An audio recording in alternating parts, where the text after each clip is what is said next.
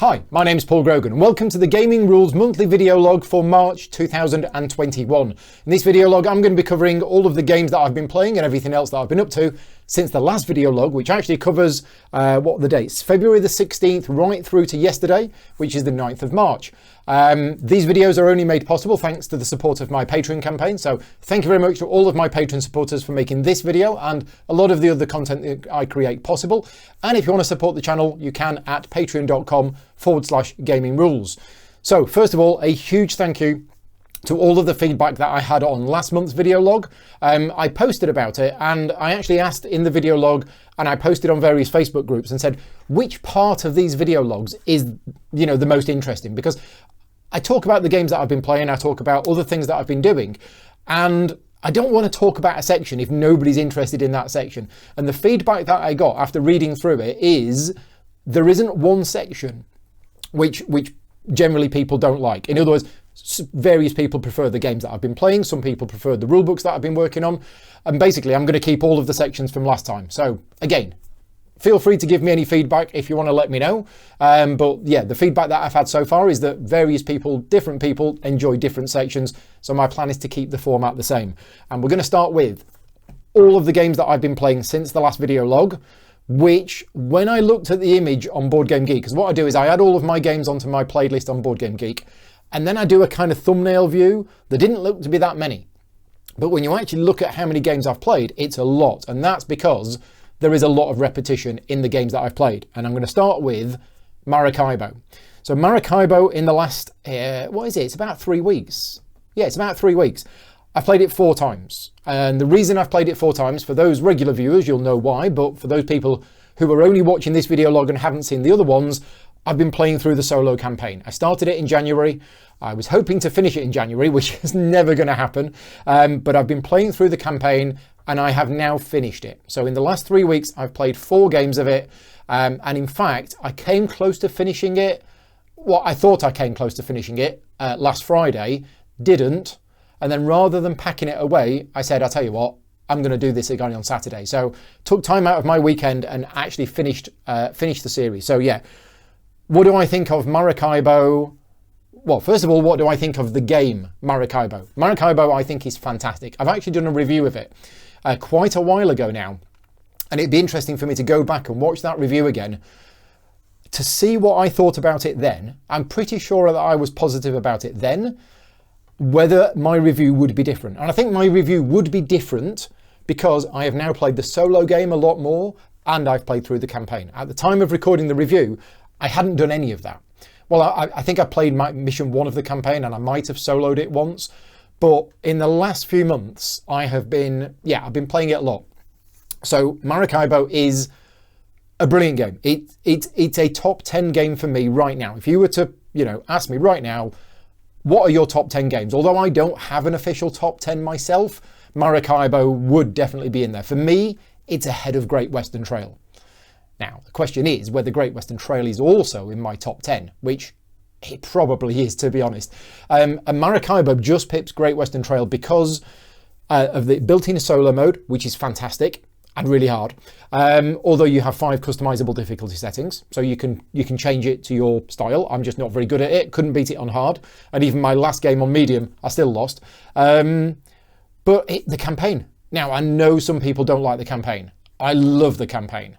I thought the campaign was really good. I thought the story was good. I thought the way that it integrates with the main game. You're still playing Maracaibo, right? The game isn't any different. No, it is. But, all of the rules of Maracaibo are still there. You're still playing Maracaibo, which is a fantastic game. But on top of it, you've got this extra little bit of something, just a little story. Oh, we need to take some herbs to here because something will happen. And then when you get there, you make a decision about where you want to go next. It's interactive. The story isn't exactly linear. There's choices that you can make within it. It's really good. Really, really enjoyed it. So yeah, Maracaibo, fantastic. I actually talked about it more at the end of the last video. So if you go back through my channel history, you will see Maracaibo solo playthrough. I think there was like 8 of them, because in some sessions I actually did 2 games back to back, which was, yeah, a bit brain burny. Downsides of Maracaibo, there's quite a lot of setup time. sorting out all of those cards and all of the tiles. It's about 15 minutes. It takes a while. Is it worth it? Absolutely is worth it. But anyway, I do talk about it a bit more at the end of my last video. So the video that I did on the Saturday just gone, which was the final part in the series. And I think there's going to be a playlist on my channel as well. So if you go to my channel, look at the playlists, find the Maracaibo solo playthrough campaign, go to the last video in the series and just skip to the end. You'll find my thoughts on the whole thing, but I've pretty much shared them here. But yeah, go and watch the video if you're interested. And a big shout out to Rene. Rene has been through my videos, the ones that he wasn't able to watch live, he watched through afterwards and sent me a big list of all of the errors that I made in the game. And I'm a little disappointed in myself, okay? Because there was quite a few things that I missed. Now, in my defense, I'm live streaming. My adrenaline and anxiety levels are a little bit higher than normal. I'm concentrating on making sure the stream's working, make sure the technology is working, is all of the lighting, yeah, looking at the chat, talking to people in the chat, but I'm also trying to concentrate on the game and make decisions. So what that means is, in almost every playthrough video I've done, Rene's comments were, at this point, you forgot to give them 4 VP, and at this point, you should have moved a disc from here to here, and you forgot to do this. Now, the live chat is brilliant. During the game, people keeping me company in the chat and talking to me is fantastic. And a lot of the time they point out, Paul, you've missed a bit, you know, you've skipped ahead and you're doing this bit, you should be doing that bit. And I'm, oh yeah, thank you. Which is one reason why I find it very difficult to play solo games on my own without live streaming them with the chat, because I just make all these mistakes and get frustrated and lose track of where I am. But yeah, thank you, Rene, for all of your feedback, because I do want that. If I make a mistake in a game, and it wasn't rules mistakes, it was it was forgetting to do particular things. So yeah, thank you very much for that. Next, another game that I've been playing a lot of is Lord of the Rings Journeys in Middle-earth. And I've been talking about this for the last few months because another of my New Year's resolutions was to play through the whole Maracaibo campaign and to play through the whole campaign for Lord of the Rings Journeys in Middle-earth. It's not finished yet, but in 2 days' time it will be, okay? I have 2 chapters left of the campaign, and this Friday, so this video log is probably going to go out on Thursday, which will be the 11th of March. So on Friday, the 12th of March, I'm starting early and I'm doing 2 chapters back to back and I'm finishing the campaign. So it will be done and dusted by yeah, in just over 2 days' time. I've been loving it. Lord of the Rings Journeys in Middle-earth is a great game. I'm not saying it's in my top 10 favourite games of all time, but I do enjoy the game. I'm really, really enjoying it, and there's so much content for the game. I'm only playing the base campaign from the base, the first campaign from the base game, and all of the fans of the game have told me that all of the other campaigns are so much better. And it's like, oh, these are great. I mean, I'd love to play this one again with maybe 3 or 4 people, let alone play all of the other ones. Now, I've played it 3 times in the last few weeks. Once on the 17th of February, then on the 3rd of March, and then again on the 5th of March. And I have to say the last 2 scenarios have actually been a bit disappointing. Now, the scenario that I did on the 3rd of March turns out is the most disliked scenario from all 4 campaigns put together. So me not enjoying that one, I was talking to the chat and I was saying, I don't know if it's just me, I'm in a funny mood or something, but I'm really not enjoying this game tonight. And people in the chat were saying, don't worry, Paul, this is the one scenario that people don't like. And I was like, oh, right, okay, it's not just me then. The second half of the scenario was actually really good, but it was 50 minutes of wandering around doing boring, flip over a thing, do a test, get a token, move there, explore. It was just no progression in the story. And one of the criticisms of Lord of the Rings Journeys in Middle-earth is the repetitive nature of some of the tests and some of the narrative. Now, I can see where people are coming from, but that hasn't bothered me too much until these last 2 games, where I was getting thoroughly bored with move here, read a bit of narrative, click a thing, do a test, get a token, move on, right? And a lot of the game is like that. Now, have I reached the point where I'm now bored of the game? No. I think it's just these 2 scenarios, and it's because there was quite a lot of these scenarios that was that. And I think it would have been better if that was cut out or shortened or something like that.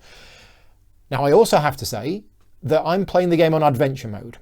The game has 3 difficulty settings. In fact, when it came out, it only had 2 difficulty settings. But a number of people complained that it was too hard, so they generated a 3rd one, which was adventure mode. And the reason for that is, this is one of those campaign games which is app driven, and you have to play it in order. And at certain points, there are scenarios where if you fail them, the campaign is over. Now, if this was a physical board game, you could say, I'll tell you what, let's pretend that didn't happen and let's just rewind and do it again. When it's all run by a digital app and the app says campaign is over, your characters have died, you can't manually do it. So they introduced adventure mode. And I thought, right, I want to play this game. I don't want to get 9 chapters in, having done like 20 hours of streaming for this game, to suddenly find I've lost, okay? Because then I'm like, it's incomplete. I'm somebody who needs lists. I need to tick things off lists. And if I play this for like weeks and weeks and then die, and I'm like, nah, I don't want to do that. So what I decided to do early on was to play on adventure mode. Now, adventure mode does make the game easier by removing, it changes a few things, but one of the things that it changes is the rate at which threat increases. Now, as a very, very quick summary without going into detail, you have a threat bar, and at the end of every turn in the shadow phase, the threat goes up. And when it reaches a certain threshold, something happens, which is normally adding bad guys to the board. And in adventure mode, the threat goes up a lot slower, which means the time pressure is a lot less. So you've got time, you've got more time to wander around and explore and do all of the other stuff.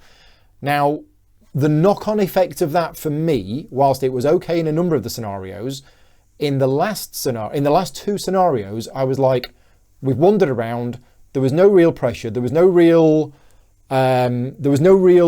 rush or stress or anything like that, and the threat was going up, no bad guys appeared. Next round, what do we do now? Oh, we'll explore a bit more. If I hadn't have been playing on adventure mode, if I'd have been playing on normal mode, I wouldn't have had that problem, because bad guys would have appeared earlier than they did, and then I would have felt like there was more stuff going on. So anyway, there you go. Great game, really enjoying it, looking forward to finishing the campaign. Would I want to play it again? Yes. This is a campaign which, unlike other campaign games or legacy games, is fully replayable. Sure, the story will be similar, sure there'll be things that you learn, but I would like to play this campaign again using 3 or 4 heroes next time rather than 2, because then you get more bad guys on the board and I've painted them all, but also different characters working in different ways. It's just a case of time. If I had all of the time in the world, I would be getting this, all the expansions, and I'd be playing them twice. Yeah, Lord of the Rings Journeys in Middle-earth. Right, next up on the list is Codenames Duet. Now, the reason I've played Codenames Duet is, in the last few weeks, I've started a new series of videos, and I don't know how long I'm going to continue this series of videos, because disappointingly, they don't seem to be that popular. Is it worth me giving up time at my weekend to do these things when they're not that popular? Now, the people who have watched them have said they're really good, and I would like to continue doing them, but I just need to weigh up the amount of time and effort put into something which isn't paid for against the return. But anyway, what I decided to do was something a bit different. So if you've watched some of the previous streams, you'll know what this is about. But if you haven't, let me tell you, because I don't think this has ever been done before by anybody else. And this is a dual stream. So Codenames Duet, just to give you a very brief overview of the game, if you don't know the game, it's a 2-player cooperative game where there is a physical key card, a bit like Codenames, but it sits between the players, and the key card is 2-sided. And one player sees one side and another player sees the other side, and there's limited communication between the 2 teams, between the 2 players. So I came up with the idea of doing a dual stream where me and another content creator who does live streaming, we would both live stream the same game at the same time, but from our perspectives. So in the first stream that I did, it was with Peter from One Stop Co-op Shop, and Peter came up with the great idea that we could actually mute ourselves with respect to the voice communication that we were having with the other person, which gave us each the opportunity to say, right, Peter, I'm going to mute myself now, you mute yourself, and then I could talk to my audience. So in the middle of the live stream, I'm talking to you saying, oh, I think it might be this. What do you think about this and everything else? And then we come off mute and we go back into the game and we play the game together. It worked really well. It took me quite a while to work out the technical know-how behind it. And a huge thank you to all of my Patreon supporters, specifically Andrew, who worked out how we were going to do this, because most people I've spoken to said it's not possible, and yet we found a way of doing it. So basically in my stream, you can see Peter, and I did the second one with Tom Heath from Slicker Drips. And on Tom's stream, you could see me. And I won't bore you with all of the technical details, but basically, when you are using a video camera to capture your thing, you to live stream it, you cannot use the same camera feed that's showing on your stream that's also being shared with another stream. And we found a way of doing it. And it was really good. Really enjoyed it. And I've played Codenames Duet 3 times. I did one practice game with Tony from CGE, just testing the technology and testing it all working. And then I did one with Peter and one with Tom Heath. So they, if you want to know more, the videos are on my channel right now. Just look for Codenames Duet playthrough in the last few weeks, and there's 2 of them on there, and you can watch just my side of the game, or you can watch Tom's side of the game, or you can watch both sides. It's completely up to you. But yeah, it was a lot of fun. It worked really well. Unfortunately, it just, since doing it, nobody's mentioned it. And yeah, I'm not sure I'll do anymore. As for Codenames Duet, what do I think about the game? Well, I do a lot of work with CGE. I was one of the developers on this game, but I think Codenames Duet is probably my favourite game in the Codenames series for a couple of reasons. I like cooperative games. I also like team games. I think team games are really good. But I think the one reason why I like Codenames Duet is that there is, in Codenames, you have all of the pressure on one person in the team, which is the spy master, and the rest of the team are guessing. In Codenames Duet, it's kind of, you're all doing a bit of everything. So yeah, I really like Codenames Duet. Next up, I want to talk about February the 19th. So February the 19th, I was due to do a live stream. And I can't remember what I was due to do a live stream of. I think it was Maracaibo. Yeah, it was Maracaibo. And it was all planned. It was part of my Maracaibo campaign playthrough series. I've got a speck on these glasses, which I can't seem to get off. There we go. And I'll get onto this later, but I've been feeling quite run down and ill over the last few weeks. And that day, everything just got to me. And I was in a bad place personally, and I just had no energy and I didn't feel right. And I thought, well, I should cancel this. I should cancel tonight's stream. And I did. That's what I did. I didn't want to, but I was I thought, Paul, you don't take care of yourself. You don't put yourself first at all. Maybe you should. Maybe you should make this decision for yourself. The reason why I was hesitant about cancelling is I want to play Maracaibo. I love the game. I think it's fantastic. Also, finish the Maracaibo campaign is on my to-do list. And until it's ticked off, I feel that I've still got something to do. And the more I play it, the closer I get to finishing that goal, right?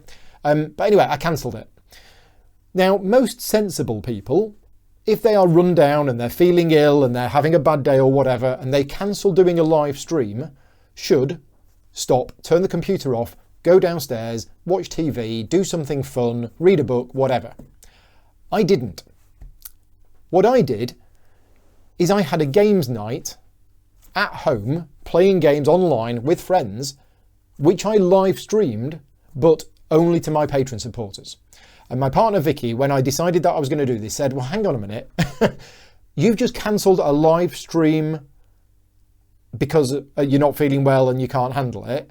And what you're going to do instead is you're going to do a live stream of you playing games. And I'm like, yeah, this is probably not a good idea, but let's see how it goes. And it was fantastic because, and I didn't really realise this until the time itself, but when I'm doing a live stream which is going out to the public, there is a huge extra level of stuff on me. How many people are watching, making sure it's going out, making sure I've had a shave, making sure that everything's correct. I worry about so many different things. And there is an extra pressure associated with that. And I found that night, doing a live stream, but only streaming it to Patreon supporters. First of all, the camera was turned off. okay? So the camera was turned off and all I was doing was just playing games with friends, chatting and live streaming it to Patreon supporters. And we were chatting as well about what you're having for dinner and what you're doing at the weekend. And it was great. And it was just what I needed. And it went on way too late, considering how tired I was, but I had a great night. Anyway, you're probably bored of me waffling about this, and let's talk about the games that I played. I played Ride the Rails, which is a game which I have done a video for, and is a game that I wanted to play again because I really enjoyed it. It's a train game. It's a very, very simplified, cut down, short, to the point train game. And we played that. I can't even remember which map we played. I think it was the American map. Yeah, I think it was the American map. Played that. Yeah, and it's been ages since I played, but I really enjoyed it. Ride the Rails, great game. I still have the France and the Germany map, and I still haven't covered the French map on the channel, on the list of things to do, which I need to tick off. And I won that game as well. So yeah, that was good. Next up, we played Nova Luna by Uwe Rosenberg. Now, I'd only ever played Nova Luna once before, and I thought it was a brilliant game. Really, really enjoyed it. Played it again that Friday night, and yeah, brilliant game. Really, really good. Now, I know a lot of people really rate Patchwork as a fantastic game. I don't get Patchwork. I can appreciate that it's a good game and people enjoy it, but I'm just like, I'm not really getting this. Now, Nova Luna uses a similar mechanism for you can only choose a piece from the next three, and then whoever's at the back goes first. But other than that, it's a very different game. Very abstract game, but I really like it. And I won that as well. So I was on a roll. In fact, I've only played Nova Luna twice and won both games. So maybe I should call myself the world champion and just stop there. And then also on the 19th, I played Gloomhaven Digital. Board game, not a board game. I don't know. I'll talk about Gloomhaven Digital more later on. But anyway, I had a fantastic night. Thank you to those people who joined me for those games, and thank you to the people who joined me in the chat that night. It was just what I needed. Right, moving on. Next up, Terraforming Mars Digital. Okay, so why am I talking about it here? Well, Terraforming Mars Digital is a digital adaptation of the board game. So, although I played the digital game, that counts for me as playing the game. And this is the first question I want to ask you. And I'd like you to put your comments in the chat, not in the chat because this isn't going out live, in the comments section. So make a comment on this video because I want to know what you think about this. And I'm probably going to start a thread on my Board Game Geek Guild as well. Do you log plays of digital games as if you'd played the game? Okay, because I've logged these 3 plays of Terraforming Mars that I'm about to tell you about now, because the Terraforming Mars app is a direct copy of the board game. Do I log my plays of Gloomhaven Digital as plays of Gloomhaven? No, I don't, because it's not exactly the same. Okay, and I'm just curious. Do you do the same, or do you not log digital plays, or do you log all of your digital plays? Okay, and also, if you play games online, like using Board Game Arena or Yucata or anything else, do you log those? They're the kind of things that I'm interested about. So let me know. But anyway, Terraforming Mars Digital. I did one on the 21st of February, and this was, I think it was a Sunday. Was it a Sunday? It felt like a Sunday. Let me just check. 21st of February. Yeah, it was a Sunday. So this was another, again, this is going on after the 19th. So this is just 2 days after that time I told you about where I was mentally burnt out and not feeling very well. This is 2 days after that. I had a Sunday night and I was in a funny place, right? I was in I'd had a really bad weekend, probably because of everything that was going on. And I was really restless. Now, Sunday night for me and Vicky is normally sit downstairs, put some episodes of TV on, and I'll paint or whatever. And that's what we normally do on a Sunday night. As a nice, the week's over, wind down, and Vicky needs that mental break before going back to work on a Monday. And I just was really restless. And I knew that if I sat downstairs and tried to do that, I wouldn't be able to relax. I was really just on edge and couldn't. So I thought, I'll tell you what, I'm going to play a digital game. And I'm gonna live stream it to Patreon supporters, because if I'm sitting at home and I'm on my own and I'm going to be playing a game on the computer, I've started getting in the habit of live streaming them as a You know, these videos will never go out public, but it's like I'm playing games and I'm chatting to people while I'm playing them. And a lot of my Patreon supporters enjoy joining me and joining in the chat while I'm playing them. So I've been doing that more and more. And I looked through my apps and I found Terraforming Mars, and I'm like, I've not played this in ages. And this was just after I'd done that top 10 video with Paul from Handicom, where we talked about Terraforming Mars. And I said some things about Terraforming Mars in that video, which on reflection were not very favourable to the game. And whilst I'm not going back on what I said about the game, I was saying things like, it's overrated. It is a good game. I wasn't saying it wasn't a good game. I was saying this is a good game, but I think it's overrated. I think a lot of people are saying that the game is like the best game ever. And I'm like, well, it's a good game. Is it really the best game ever? And I thought, I tell you what, it's been a while since I've played it, and I suddenly got this urge to play it. So I asked around on my Patreon channel and I said, look, does anybody fancy playing Terraforming Mars tonight using the app? And Mark agreed. So me and Mark Perry, we did a 2-player game of Terraforming Mars using the digital adaptation on Steam. And I said, I'll tell you what, I'll stream it to Patreon supporters because, you know, a lot of them, it's Sunday night, they're a bit bored, they'll watch us and we can have a chat with them. And Mark said, yeah, that's absolutely fine. So we started doing it, and then I noticed some names in the chat and I'm like, oh, I don't know who these people are.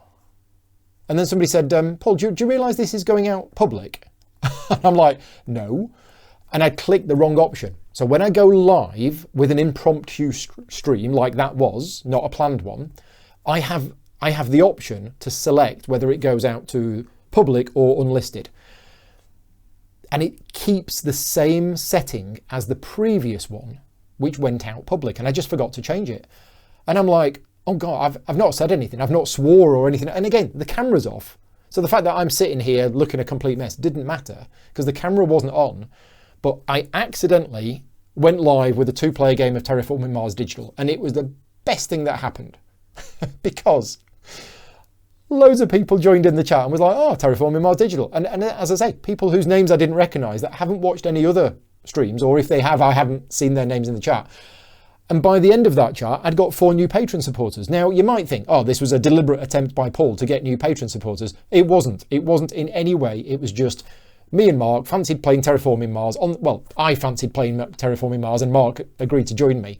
And then I accidentally went out live. Now, since then, I played the solo game on the 22nd of February. And then on the 23rd of February, I played a solo game but against the AI. So the one on the 22nd of February was the solo game. And the one on the 23rd of February was me playing against the AI. So let's talk about Terraforming Mars. I can see why people think it is a great, great game. And as I said earlier, I'm not going back on what I said. I still think it's a little bit overrated. But having played it again recently, I have more appreciation for those people who say it's a great game because I think it is. And I apologise retrospectively for not hyping about it as much. I think it's just because when it came out, the hype was just so much, and that made me kind of step away from it a little bit. But now that I've been exploring the game a bit more, I can see why. Now, let's talk about the digital adaptation. The digital adaptation is, on one hand, amazing and one of the best digital adaptations of a board game I've ever seen. Visually, it looks great. The sound effects are really good. The UI, the interface for the game is brilliant. It's one of the best interfaces for a game that I've ever seen. Every bit of information you need is available. It's really smooth the way it plays. It just plays beautifully. That's on one hand. On the other hand, it's one of the worst digital adaptations ever because you can't play asynchronously. The asynchronous game mode in there, it just doesn't work properly. I mean, we've tried it and it just doesn't work at all. So if you want to play with somebody else live at the same time, great. If you want to play asynchronously, no. And for me, who plays games like Through the Ages, which is, I think, by far the best digital adaptation of a board game, you can play asynchronously, you can play live, you can play turn-based, you can play whatever. Whereas Terraforming Mars, You can't. In fact, you can't even start a game with somebody else unless they are in the chat at the same time as you. Okay, so in that respect, it doesn't work at all. And in fact, we actually tried starting an asynchronous game afterwards and it just broke straight away. So yeah, live play, brilliant. The other problem with it, and I remember telling them about this when I first played the digital adaptation, which was what, 18 months, 2 years ago, or whenever, is the default timer for the game is 30 minutes. When you create a game for the first time, a multiplayer game, it gives each player a total time of 30 minutes. Unless you are really quick and experienced with the game, you can't play it in 30 minutes. So this live stream that me and Mark did on that Sunday night, we played it, and after 30 minutes of play, so it was probably about an hour and a bit into the stream, Mark got timed out and replaced by an AI, and then 2 minutes later I got timed out and replaced by an AI. They're never going to watch this video. Asmodee Digital or whoever are never going to watch this video, but I wish they would. If you are going to get the Terraforming Mars digital app, please make sure when you start a game to change that default timer, because otherwise, and I've read this, so many people have had exactly the same problem and they haven't fixed it. Please change the default timer. Anyway, what we then did is we then said, well, we really enjoyed that, but it's Sunday night and it's really late, but I tell you what, let's actually play a full game. And we did, and we finished at gone midnight. Vicky'd gone to bed, was complaining about me being loud. It was brilliant. And I really, really enjoyed it. Bearing in mind what I've just told you about my mental state that weekend and what a bad place that I was in personally that weekend, that was brilliant. Really, really enjoyed it. And not just because I got a bunch of new Patreon supporters, but it was just a great game. Loved the game. And the final scoring, I won't spoil it for you, but go back if you're interested and just go and watch the end of the Terraforming Mars 2-player game that I did with Mark on the 21st of February, because it was spectacular. Other things about Terraforming Mars that I want to say, I think the solo game is awful. I really don't like the solo game. I don't get it. I don't get it at all. And the reason I don't get the solo game is because half of the cards you get are just useless. In the solo game, it's about you are trying to terraform Mars within 14 generations. In the actual multiplayer game, all the cards are balanced. All of the cards are useful at different times. Some of them are better than others, depending on the situation. But in the solo game, it's like, well, that card's useless in solo, that card's useless in solo, that card's useless in solo. So you are, the luck factor of whether you get the good cards or not, you know, the red cards that drop asteroids down are brilliant. If you don't get enough of them, yeah, I just found the solo game very, very lackluster. And also, speaking of the digital adaptation, the AI is bad. I was able to beat the hard AIs easily, like double their score. So the AI for the game is not very good, but multiplayer, really, really good. Let's move on. Let's talk about Pavlov's House.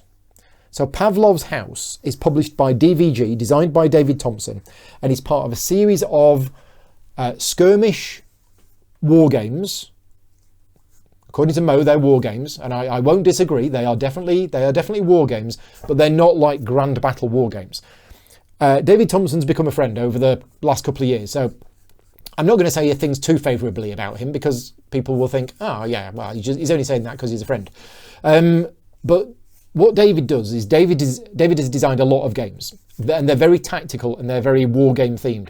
But what he does is he finds really fascinating parts of World War II, very, very small scale parts of World War II, and turns them into a game. And Pavlov's House, which I knew nothing about because I'm not a World War II buff. Of course, we've all heard of, you know, the Battle of the Bulge, and we've all heard of the big things.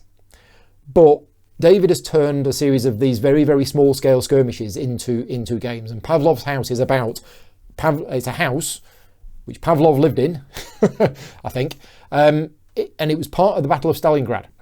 And this house became famous because the Russians were in there and they were holding this house for months. And the Germans kept trying to attack it because it was of strategic value. And for months and months and months, the Germans kept attacking it. And the Russians, with a few people, managed to fend them off. And it became part of the Soviet the propaganda because look at us, we were able to do this. And it was actually a big thing. But ultimately, it's down to a few Russian soldiers in a house defending it. And Pavlov's house, I think, is the first in the series of games. There's Itter's Castle and there's some, but anyway, I've got a copy of the physical game on its way to me from DVG. I've already been speaking to them about this since September or October last year, where I first expressed an interest in these games because I have a little bit of an interest in World War II. I don't know that much about it, but I find the period of time fascinating. And when I first heard about these series of games, I started reading all about Wikipedia articles about Pavlov's house and Itter's Castle, and I'm like, this is really interesting. These are really fascinating stories. So I was really keen on these games. DVG sent me a copy of Pavlov's house, and unfortunately it got lost in the post. And in like November last year, we gave up and it's gone missing. So they said, don't worry, we'll send you another one and we'll try to get it to you in like, January or February or whatever. And then all of a sudden, a digital adaptation came out. And I'm like, I didn't know about this. I'm not saying I should have known about it, but suddenly one of my supporters said, Paul, did you realise Pavlov's house has got a digital version and it's coming out tomorrow? And I was like, no, I didn't know that. And I thought, ooh. So within 3 hours of getting that email, I'd been in contact with the guy who's created the digital version and David Thompson, got myself a Steam key, thank you very much, David, and started playing the digital version. And I have done 3 games of it.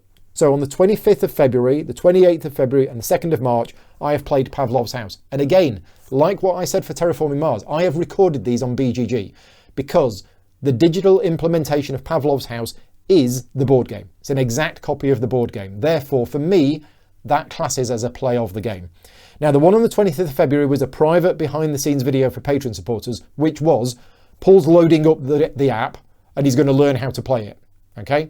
I don't really want that kind of video usually to go public. I have done some of them in the past, but I'm not that comfortable because I want my videos to be, oh, Paul's done a video on such and such a game and we want to go and watch it because Paul's going to tell us about the game, rather than Paul's loaded up this game for the first time and he's clearly fumbling his way through the controls and doesn't know what he's doing, which is what the first video was. But my Patreon supporters like that kind of stuff. But on the 28th of February, that video went live. It's on the channel now. If you want to go and look at it, February 28th, I played through Pavlov's house. And because I'd already played it, that video is the one to watch because you will see me playing the game, but also talking about the game, explaining the mechanisms for the game and explaining mostly how it works. There's a couple of bits that I wasn't sure on, which I kind of skipped past. Since then, I did another private bonus stream on the 2nd of March. Again, just another little behind the scenes video for my Patreon supporters, and I haven't beaten the game yet. Since then, the physical copy of the game has arrived, and I am probably going to be doing an unboxing video tomorrow. So when you're watching this, probably today. I'm planning an unboxing video of it on Thursday, the 11th of March, which is, tomorrow for me, because I'm recording this on the Wednesday. Anyway, that's Pavlov's house. What do I think about it? I'm really enjoying it. Now, this is a solo game, and it has a whole bunch of dice rolls. And I know a lot of you are going, well, wait a minute, dice rolls, dice for resolution. Where is Paul, and what have you done with him? Because you've clearly replaced him with an alien. It's a solo game, and it's recreating a period in history which I find very interesting. Thematically, from the stuff that I've read about it, and I know David has created the game to try and mirror what happened historically and all of the factors that were going in it. So by playing the game, I'm learning a bit more about an interesting part of history. But also, dice rolls in games like that are just inevitable. That's all part of it. You've got to have some kind of random element in the game. Well, you don't have to. You could design it as a pure Euro game and moving numbers up a track, and if you manage to get this to a 5, you destroy the German tank. You could have that. And I've had a couple of games where the dice have just gone really, really badly against me, and the odds should have been with me, but then it goes another way. But it's a solo game, and I'm enjoying it. And the more I'm playing it, the more I'm learning some things to do and some things not to do, because there's definite strategy. There's definite choices that you can make. But then there's the dice rolls as well. So yeah, I'm still enjoying it. I want to play it more. And now that the physical version has arrived, there will be a video on the physical version at some point in the next few weeks. Don't know exactly when, so I'm not going to overpromise. Right, next up, 26th and 27th of February was Castle Tricon, which is a free-to-attend virtual convention hosted by Czech Games Edition, Heidelberg Games and Horrible Guild. My role in Castle Tricon was that I was doing some live streams of Under Falling Skies. Now, Under Falling Skies is a solo game designed by Thomas Ulier from Czech Games Edition.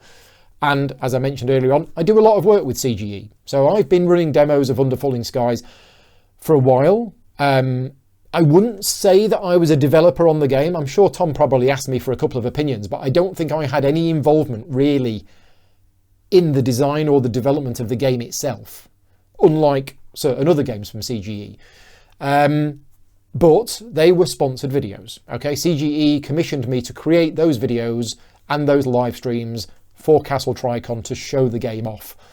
Now, Under Falling Skies is, if I just take my CGE hat off for a minute, and I've mentioned this a few times, and the feedback that I've had from you is that you actually quite like it when I take my work hat off and tell you what I personally think about a game.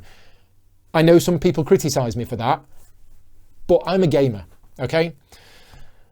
Under Falling Skies, as far as I'm concerned right now, there is no better solo game. And I know what you're thinking. You're thinking, hang on a minute, Paul, what about Mage Knight? Isn't Mage Knight your favourite game of all time? And yeah, Mage Knight is my favourite game of all time. And Mage Knight has a solo mode. Does that mean for me that Mage Knight is the best solo game out there? For me, no. Mage Knight is my #1 game overall, and I love playing it multiplayer, and the solo game is good, but as a solo game alone, Under Falling Skies beats it. Well, what about Nemo's War, which is very, very highly rated as a solo game? Now, I enjoy Nemo's War. Huge amount of dice, and it takes 3.5 hours, or 3 hours, 3.5 hours to play, right? So yeah, I like the game, but I do find it a bit random, and I know fans of the game are going to jump on me and say, Paul, the game's not random. I find it a little bit too random, and it takes a long time to play. Well, what about Spirit Island? Now, I love Spirit Island. Spirit Island's a great game. Spirit Island is my #1 cooperative game of all time. But I believe Spirit Island, the strength of Spirit Island is in the multiplayer, the way that the spirits interact. As a solo game, it's great, but it's not my favourite. So Under Falling Skies, for me, right now, is my #1 favourite solo game. The base game of Under Falling Skies is just a really good puzzle and everything else. But having played the start of the campaign, I've come across characters, I've come across special locations, I've come across extra rules, I've come across scenarios. And you can mix and match. So once you've unlocked all of this extra content in the game, this isn't a playthrough campaign. This isn't a play once campaign. You can play it multiple times and it'll be different every time you play. It's basically a series of scenarios connected by a story.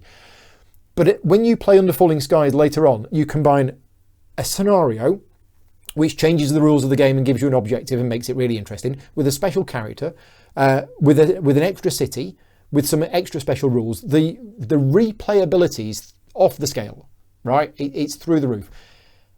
It's a 40-minute game to play. I mean, you can play quicker, but yeah, it's 40. I was taking 45 minutes to an hour some of the games, but that's because it was being live streamed. And I just love Under Falling Skies. And I, you know, at this point you might be thinking, well, hang on a minute, Paul, you're friends with the designer and you do a lot of work with CGE. I've taken the hat off. If you didn't notice, I took the hat off. That's my personal opinion on the game. If you're interested in knowing more about Under Falling Skies, I've done an official how to play video on the game, but if you want to see how the campaign works, yeah, go and check out one of those videos. The spoilers, as far as I'm concerned, are light, because as I say, it's not one of those play once games. Once you know what the story is, you can still play it yourself and it'll be very different for you. Right, moving on. So You've Been Eaten. Speaking of solo games, So You've Been Eaten is a game which I've been involved in professionally. I helped write the rulebook for the game and it went live on Kickstarter on the 1st of March. So it's at the time of recording this video, it's live on Kickstarter right now. But this game got delayed and I've known about this game for quite a while, and I was actually doing demos of this game at Essen 2019. How scary is that? So You've Been Eaten is designed by Scott Arms and is published by Ludi Creations. It is a 0 to 2 player game. It's not the first game, which is potentially 0 players, but it is a 2-player game where one player plays a miner who's trying to mine crystals from the belly of a space beast. So it's like it's an astronaut miner in space who jumps into the digestive system of this giant space beast to try and get these crystals out. Meanwhile, the other player is the space beast and he's trying to digest the miner by attacking him with various bacteria. It's a 2-player game, but you can play it solo, and you can play it solo from either angle, and that is brilliant. If we just go back to Pavlov's house, which, as I say, I like, but in Pavlov's house, you're playing the Russians and the Germans are attacking you, and it's a solo game from that perspective.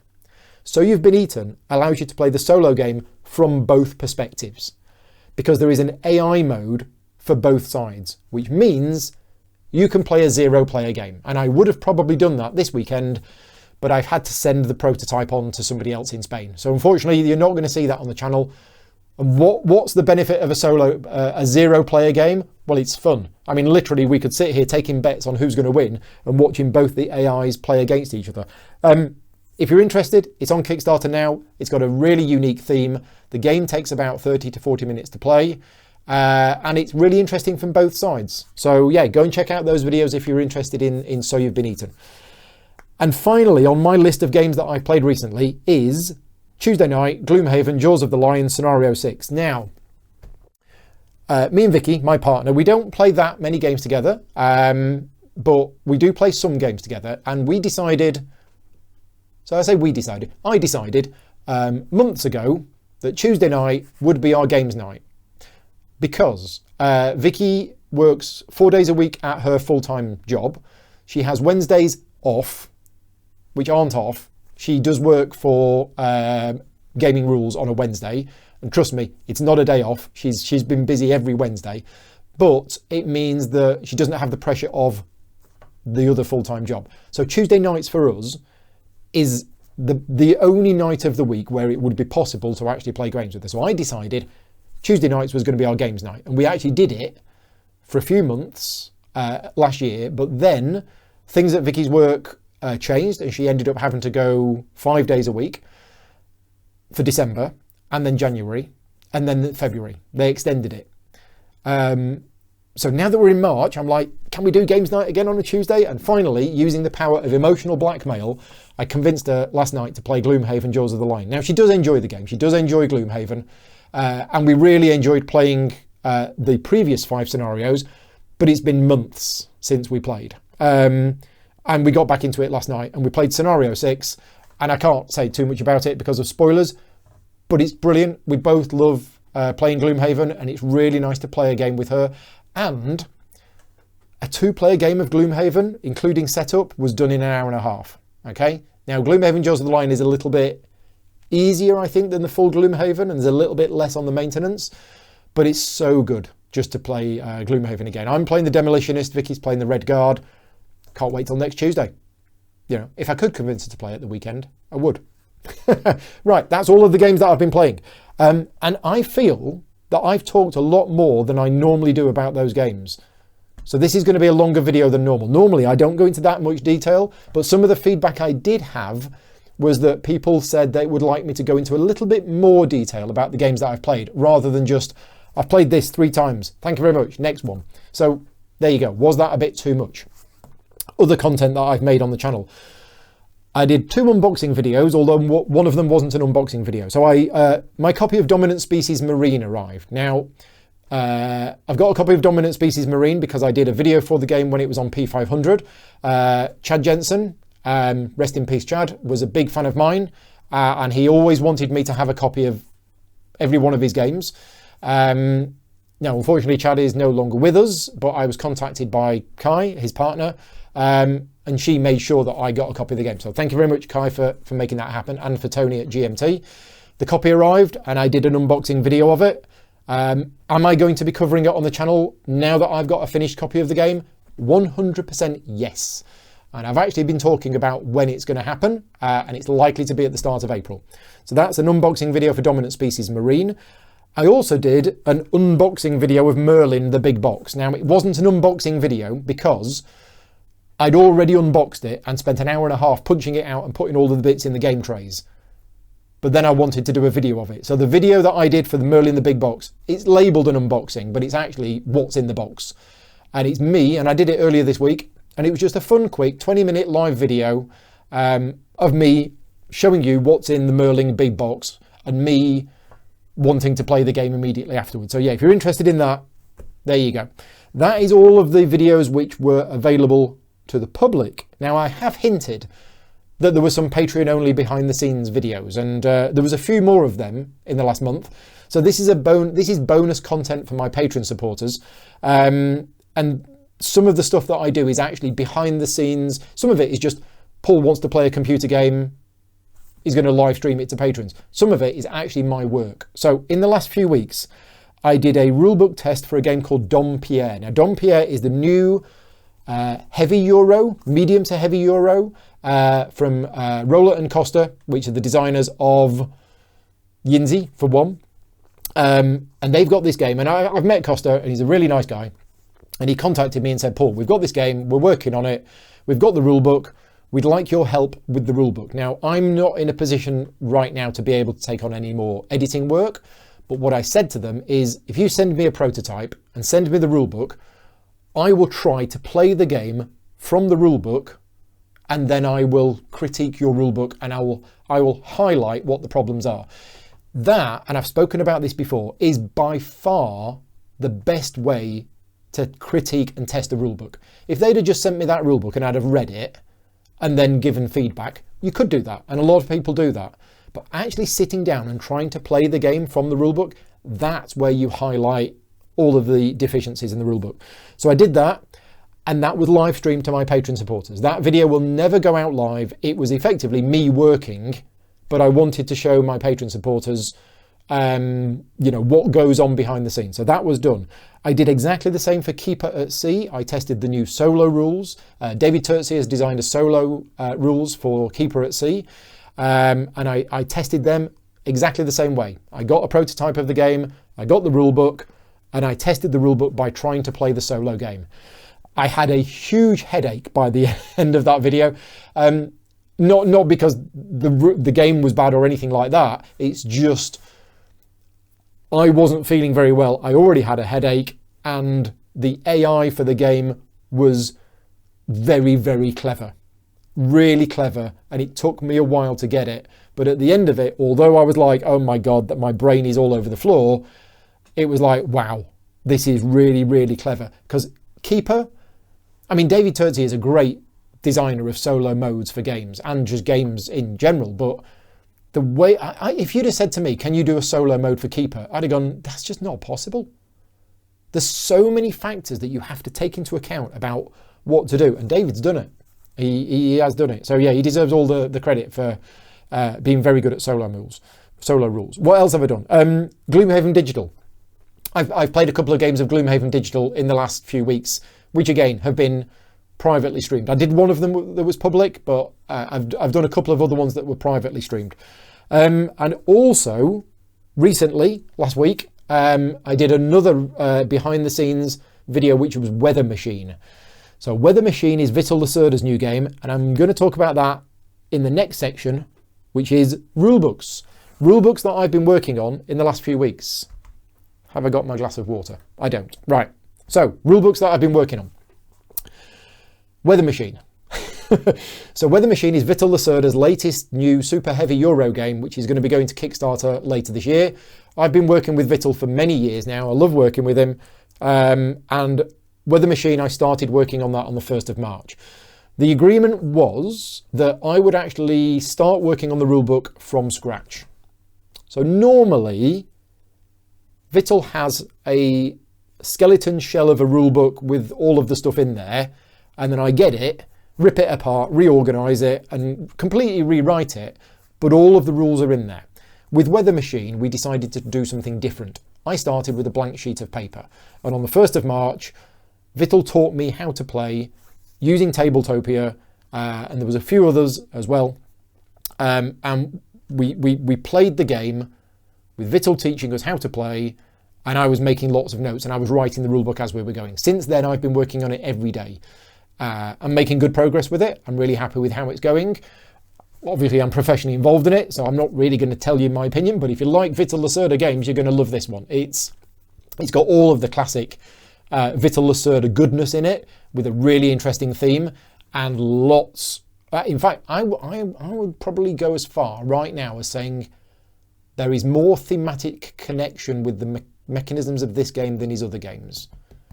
Now, he might disagree with that, because, you know, and other people might agree. I don't know. I just think the game is about the fact that somebody's built a weather machine and they're doing all of these experiments, and because of the butterfly effect, it's causing a knock-on effect and it's causing extreme weather in other parts of the world, and the government are trying to build a machine to fix the extreme weather, and you're trying to build a prototype that also fit, and it just all seems to fit together. The way that it all works is actually really nice. Now, a lot of it is your standard Euro stuff of, I'm going to spend these 3 things to get one of those things, which I'm then going to put a cube over there. But the way that it's done in the game just feels, excuse me, just feels really thematic. So anyway, that rulebook work has just started. It's going to go on for months. Literally, we've got Ian O'Toole working on the artwork and the graphic design right now. Vital is still playtesting this multiple times a week. So this is just the start of the process, but it's always exciting. Sometimes it's hard work. Sometimes the discussions. Anyway, enough information about that. That's Weather Machine. I'm also... well, Euthea is a rulebook that I've been working on for months. As of right now, my work is completed. The Google Doc is finished and it's now being laid out. So that I'm glad that that's done. That got finished in the last few weeks. And also Batman Gotham City Chronicles.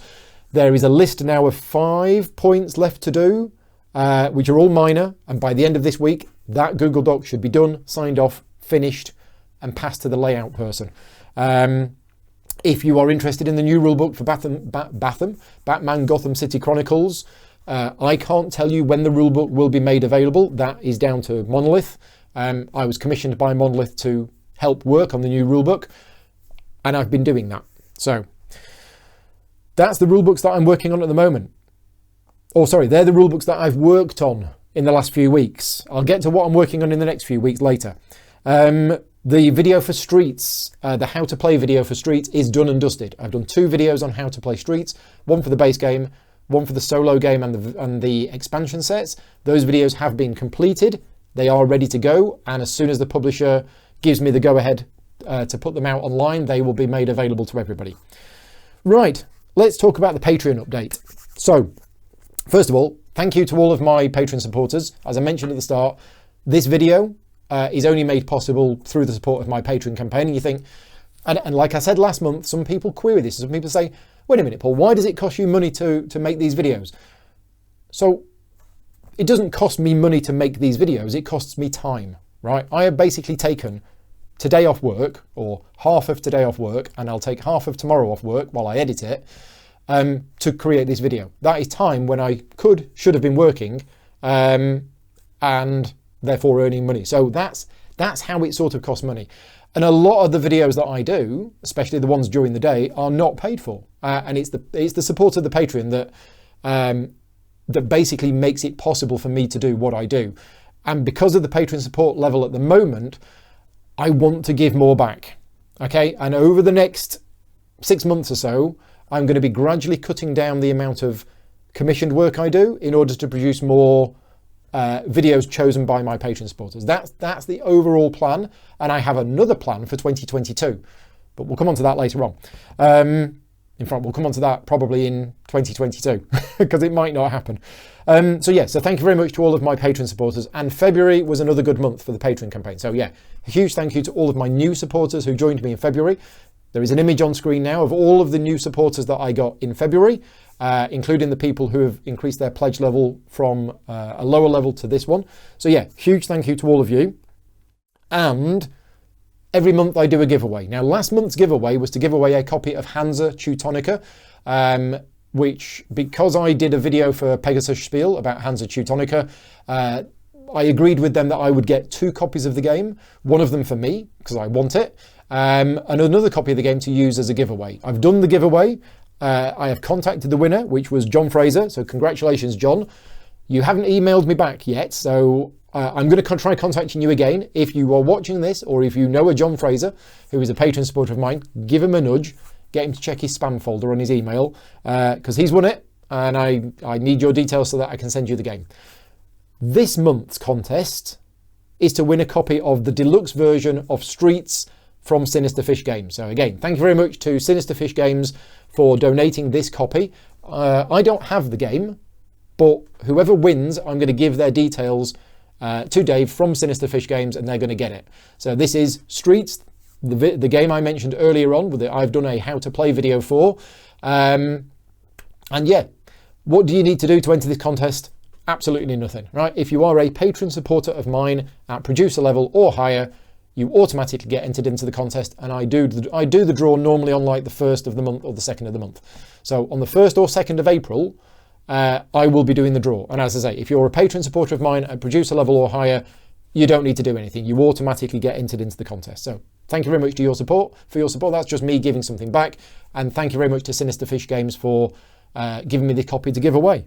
Right, future stuff. So what is going on in the next few weeks on the channel? Well, first of all, tonight, Too Many Bones. Now I say tonight, you're not going to watch this until probably Thursday or maybe even later, so it will have been last night. But from my point of view, it's Wednesday afternoon. Tonight, I'm going back to Too Many Bones. Really looking forward to it, because Too Many Bones, as some of you will know, I've played it 4 or 5 times this year already. I'm now really into the game, and I'm doing it once a month, every month, on the 2nd Tuesday of every month. I have to do that, because otherwise it just won't get played. And I want it to get played, and I'm still loving it, and I'm still discovering it, and that's happening tonight. I'm going to be doing the Pavlov's House unboxing on Thursday.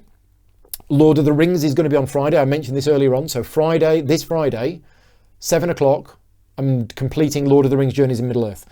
Next week is actually a really busy week. So on Monday night, I'm doing something that I can't talk about. Wednesday night, I will be doing a live playthrough of Meeples and Monsters. This is on Kickstarter right now. It's a new game from AEG. I worked on the rulebook for this game like a year ago, and then the game got shelved. And then after a year, whatever, the game came off the shelf. They finished doing the development work.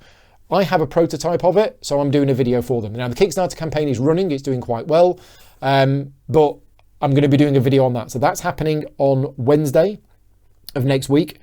And then on Friday of next week, very exciting, I'm doing Space Race. So Space Race is a game which was on Kickstarter. I worked a lot on the rulebook for this game, and I'm going to be doing a solo playthrough video next Friday. Why solo playthrough? Because it's not a game that we can really play remotely, because it's got hands of cards and secret cards that you draw from the deck, and there's a lot of card admin. And because of lockdown rules in the UK, can't actually have anybody round yet. So yeah, that's happening on Friday of next week. That is going to be a Space Race solo playthrough with 1 or more AIs. I don't know yet how many. Other things that are happening, the week after that, I'm due to start on... No, in fact, next week, I'm due to start on the Keeper at Sea How to Play video. So my next How to Play video, apart from Streets, which is already done and not live yet, is going to be for Keeper at Sea, the expansion for Keeper. And I'm going to be starting work on that next week, and it should be finished around the start of April. Rulebook work. So rulebooks that I'm going to be working on over the next few weeks. Weather Machine, as I mentioned. Endless Winter. After doing the rulebook in preparation for the Kickstarter campaign, the developers, Johnny Pat Cantin, and the publisher have been working on the game, and it's coming back to me at the end of this month with all of the changes that they've made for me to basically update the rulebook with all of the new stuff. That's supposed to happen at the end of this month. And Burn Cycle. New game from Chip Theory Games. Chip Theory Games is a company that I want to work more with, so I am super excited, but also happy, proud, and all of those other positive good feelings that finally I'm going to get to work with Chip Theory Games on a official professional level, because I've been helping promote their games for a while. They've been very good to me with review copies of their games. Cloudspire is my favourite game of 2019. I'm really enjoying Too Many Bones. I love what they do as a company. And they reached out to me and asked for my professional involvement with the Burn Cycle rulebook. So I don't know how much involvement I'm going to have, because they already have people who are going to be working on the rulebook, but I will find out more at the end of this week. I'm going to start work on it probably tomorrow or Friday. So I can't actually say exactly how much involvement I'm going to have with it because I'm doing an initial consultation later this week. But yeah, I'm super excited to be involved in that because Chip Theory Games is a company I want to work with more. And I think Burn Cycle, from what I've seen of it, looks fantastic. So yeah, next up. Other things happening. I'm going to be doing a live Q&A at the end of this month, as normal. It's always the last Wednesday of the month, which I think this month is actually the last day of the month. Yes, so 31st of March, I'll be doing another live Q&A, so watch out for that. And then it's Easter. So the start of April is Easter, and I actually have some time off planned.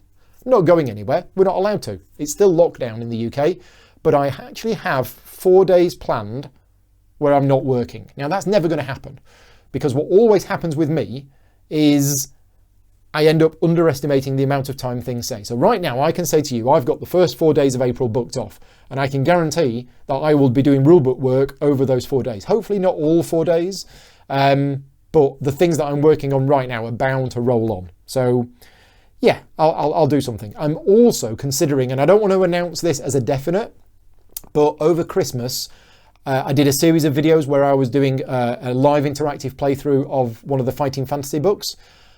Vicky suggested this, and I think I'm going to. So again, not going to promise it, not going to commit to it, but over the Easter period, I might do a series of Paul plays through another Fighting Fantasy book.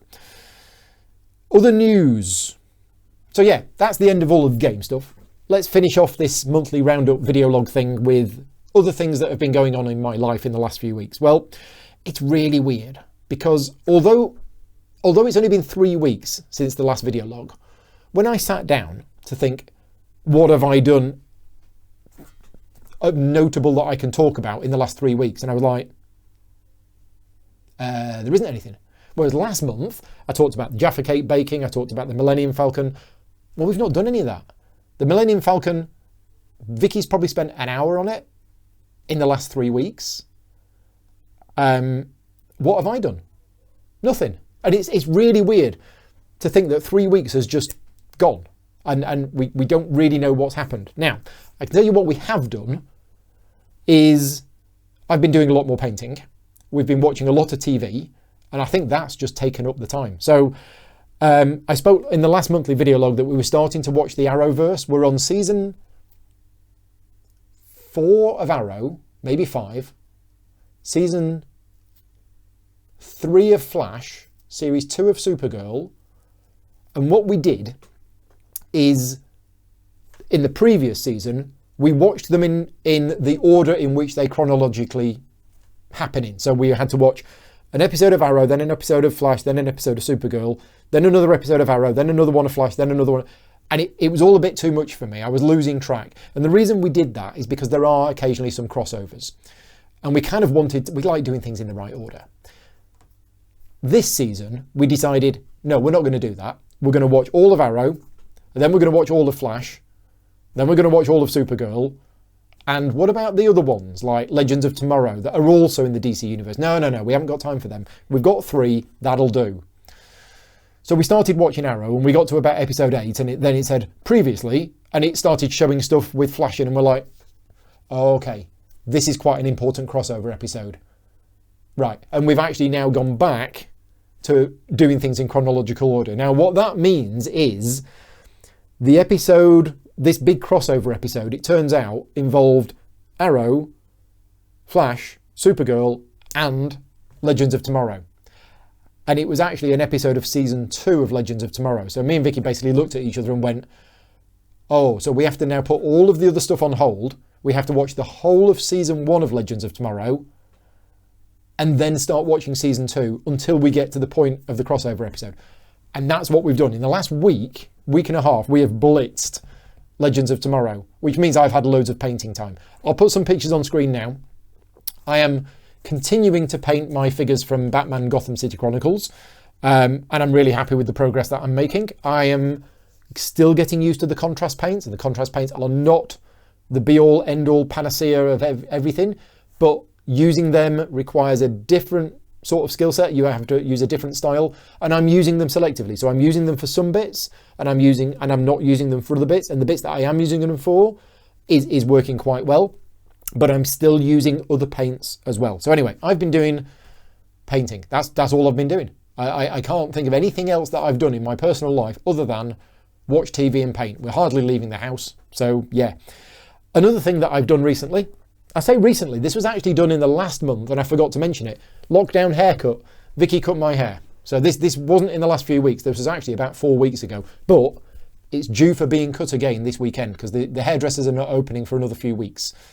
So yeah, there's going to be another lockdown haircut happening. And I've got a new green screen. So I'm going to put some pictures on screen right now of the green screen that I use, which as you can see is actually just an old felt cloth that I used to use before I got the game topper and the neoprene mats. And it was attached to the wall with screws which kept falling out and paper clips, okay? And the reason for this is I decided I wanted a green screen. I then did what I could with the minimum amount of effort to get a green screen, which was basically, yeah, screws in the wall and paper clips. And then I just sort of lived with it, okay? Now, it's okay, it's been working. The green itself was a bit too dark, so I had to fiddle with the settings and it never quite worked right. But this is kind of just how it's been. Now, the big problem with this green screen is taking it off and putting it back on was a massive pain, okay? Because every time I took it off, a screw would fall out the wall, and then this would fall down, and then that would fall. It was just a mess. And then eventually I was like, well, wait a minute, this is silly because I'm using this a lot. And I think at the time, I just thought, oh, I'm going to experiment. I'm going to have a green screen and we'll see how it goes. So I did a makeshift solution. And what I'm saying is my personality trait is once I've done a makeshift solution, I go, well, that'll do. And a few weeks ago, we both thought, this is silly. And we started looking around at proper green screens. And we looked at the ones that you can buy, which, you know, there's a stand and they go up behind you.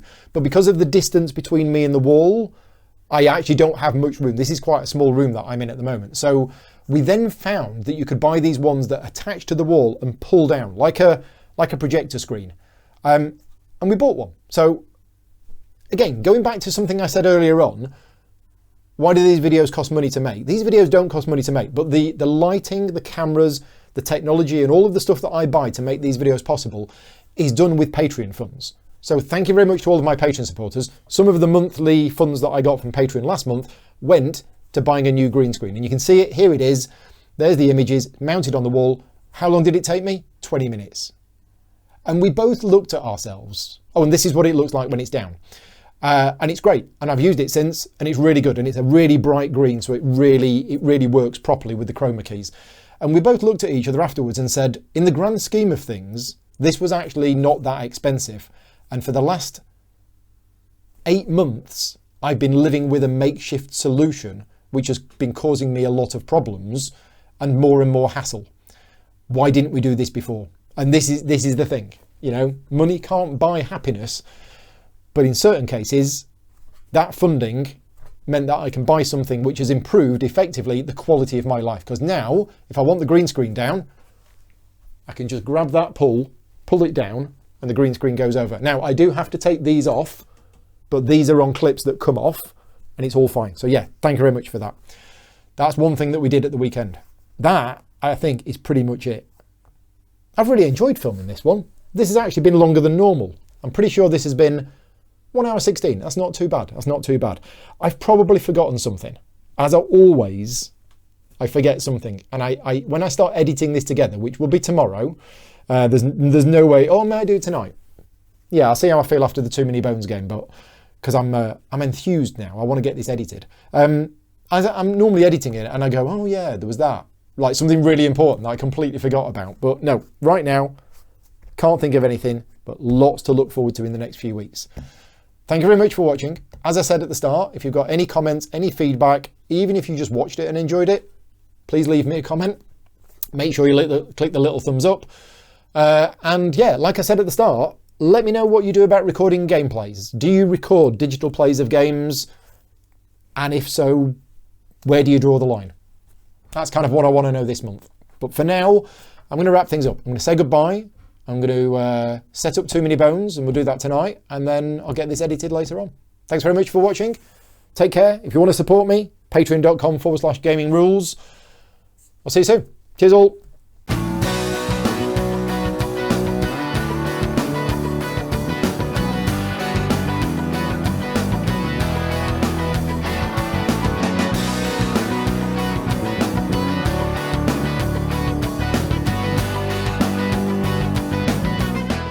Gaming Rules is proudly sponsored by Game Toppers, upgrading your gaming experience. Visit GameToppersLLC.com.